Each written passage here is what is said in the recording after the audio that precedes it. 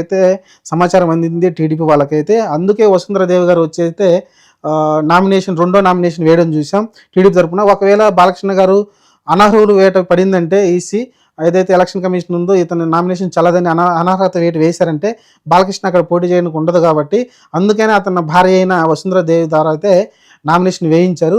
ఒకవేళ ఇప్పుడు ఈ మధ్యలో కాలంలో వైసీపీ వాళ్ళు సైలెంట్గా ఉండి వాళ్ళు ఎలాంటి అప్పీల్ చేయకుండా బాలకృష్ణ నామినేషన్ పైన ఎలాంటి అప్పీల్ చేయకుండా సైలెంట్గా ఉంటేనేమో వసుంధరాదేవి గారిని డ్రాప్ చేయించి ఆ నామినేషన్ విత్డ్రా చేయించుకొని బాలకృష్ణ గారు ఒక్కరే టీడీపీ తరఫున అయితే పోటీ చేస్తారు. ఇదైతే నడుస్తుంది మరి ప్రచారం. మరి ఇది ఎంతవరకు వాస్తవం అనేది తెలియదు, ఎందుకంటే ఆ కేసు జరిగిపోయి చాలా రోజులు అయిపోయింది. ఇదొకటి లూప్ హోల్ అయితే ఉంది. ఆయన అయితే మెంటల్ హెల్త్ కారణంగానే ఆ రోజు అతనికి బెయిల్ రావడం చూసాము. బెల్లంకొండ సురేష్ ఏదైతే హత్యా ప్రయత్నం ఉందో గన్తో కాల్చింది, బెయిల్ రావడం చూసాం. మరి ఆ సర్టిఫికేట్ ఉన్నప్పుడు మెంటల్ హెల్త్